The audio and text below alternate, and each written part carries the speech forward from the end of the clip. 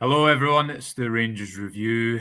We are here Chris Jack is at Tynecastle, back from a few days off. Rangers against Hearts in the Scottish Premiership. One of these days, Chris, we've had a few of these, even in the last few years of Rangers, where the almost matters off the park continue to dominate more than the matters on the park. Rangers have, of course, 16 points behind heading into this one. The big story remains the fact of last weekend's Scottish Cup exit. We've not seen you much this week. Have you had a nice time not thinking about Rangers and all that it encompasses? I gather you've maybe been keeping up to date like everyone else. It's hard to avoid it. It keeps drawing you back in. No matter for how many hours you lie in a darkened room, it keeps coming back. Nice to get a couple of days off. I did feel bad leaving you to deal with the fallout of last week, but you're getting your own back this weekend. Also, you're off for a few days, and I'm the man that's manning the fort for. So hopefully Rangers are going to win 4-0 this afternoon. It's a very easy week for me. History tells us very different things, unfortunately. So now we'll get today out the road first, and then I can worry about what the next 7 days will. I am the Lone Ranger. We'll see what that's going to bring. We'll see what that's going to bring for me.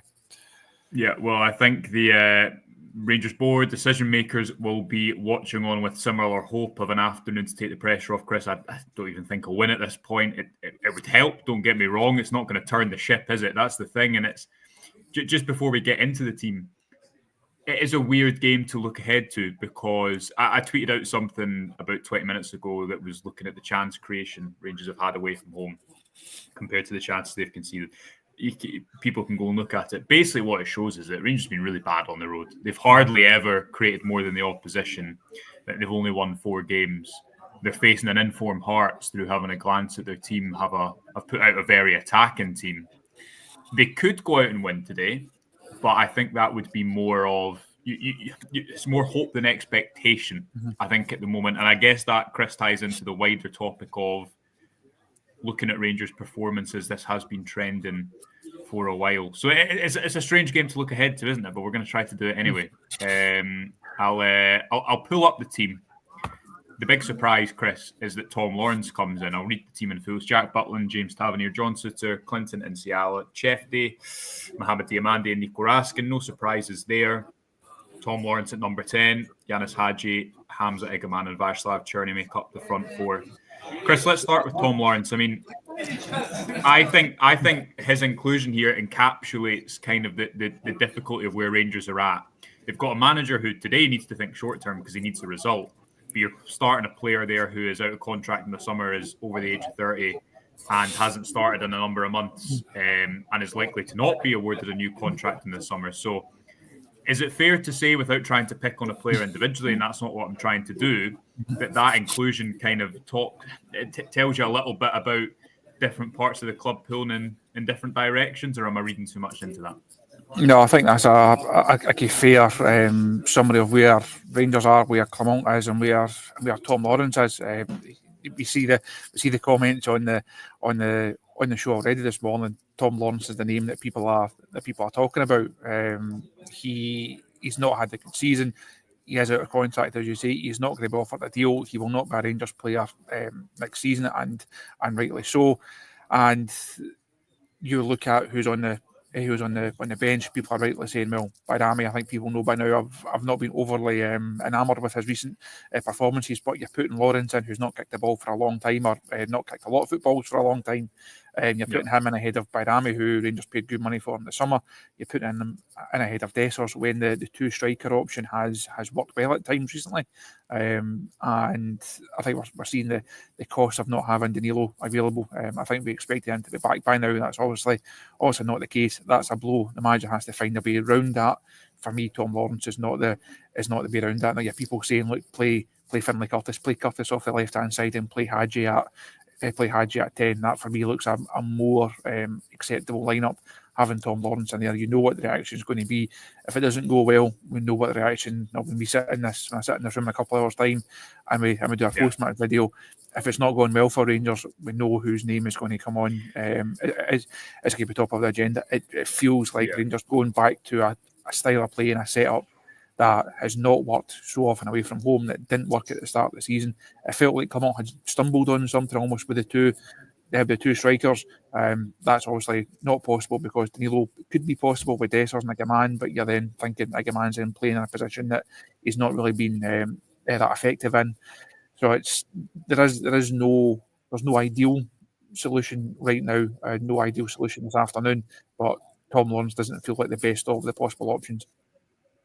Yeah, a couple of contrasting comments here. William saying Lawrence is the guy who won us games at the start of the season. If it wasn't for him, we'd be further behind.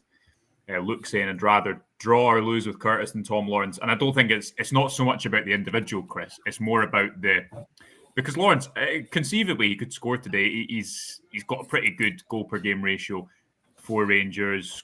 A few 1-0 wins earlier in the season were as a result of him. So it's not so. I'm not bringing that up so much about saying I cannot believe that player is in the starting 11. It's more because you look at the decision making. You bring on Paul and Sio instead of Lawrence only a couple of weeks ago for the final 10 minutes of the Europa League. You don't bring him on Tom Lawrence at Old Trafford, and it's just that I think lack of. I think we've reported a lot about changes to the youth pathway that Rangers are trying to implement.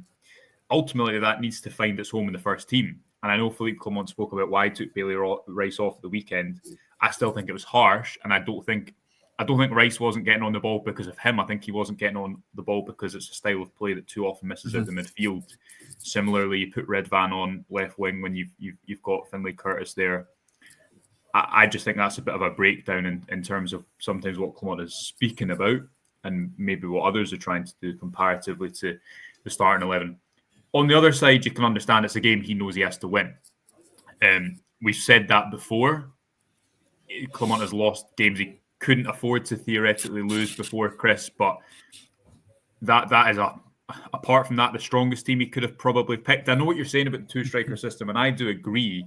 My slight pushback would be I don't think Hamza Igaman works that well deeper in the pitch because he loses the ball a bit too much. I don't think that's about him as a player. I just think he's not a number 10 who should be receiving the ball 40, 50 times. He's a number 9. Do you think that's a team that can go and win at Tynecastle? Because Rangers have had quite a good record at Tynecastle. Hearts have got 3 forwards in their team. Kabunga, Wilson and Shankland, George Grant, Blair Spittle and Benny Benningham make up the midfield. Aaron Forrester and James Penrice as fullbacks.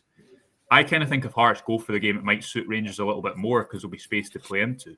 Fair? Do you think that Neil Critchley will be tempted to try and go with the crowd, so to speak, and get after Rangers early on? I would imagine so. It very much feels like it's a Rangers side that's, yes, I think if you look at that team, it's a Rangers side that has enough quality to go and win the game. It also feels like a Rangers team, a Rangers squad that's there for the getting this afternoon. And if you're Hearts, you've got a big home crowd behind you. And you mentioned you lined off some of the kind of attacking players within that Hearts side there. They clearly fancy their chances this afternoon, and rightly so.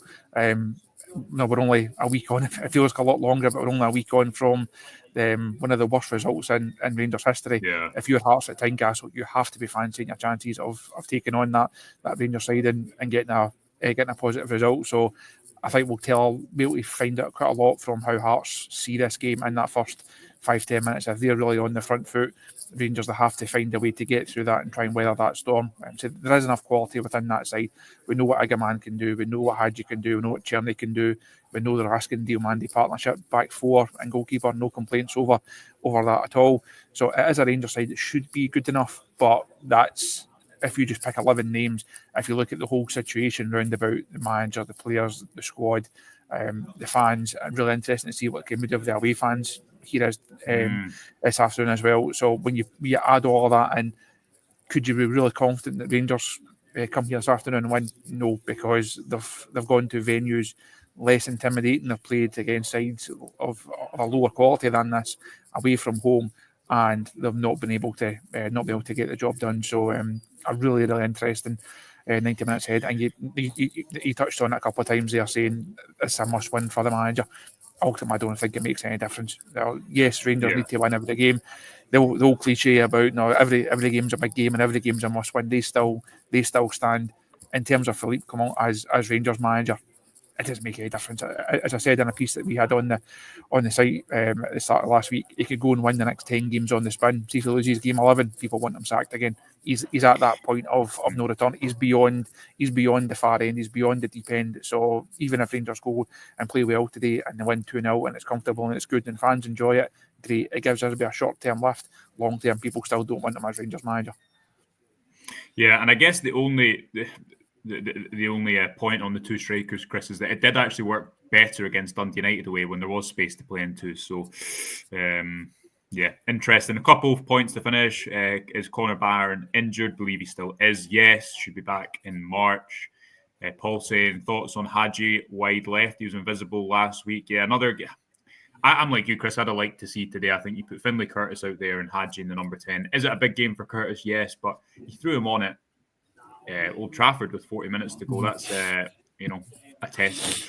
Anyway, we're going to leave it there. We will be back bringing you the best Rangers coverage, even when the best Rangers football isn't on show after the game. Remember, stay up to date with us on our socials if you want to read Chris's instant analysis and all the reaction from Philippe Clement and the Rangers squad at Tynecastle. Easy for me to say. We'll be live at some point after the game. Until then, enjoy it if you can, wherever you're watching it. We'll speak to you soon. Bye for now.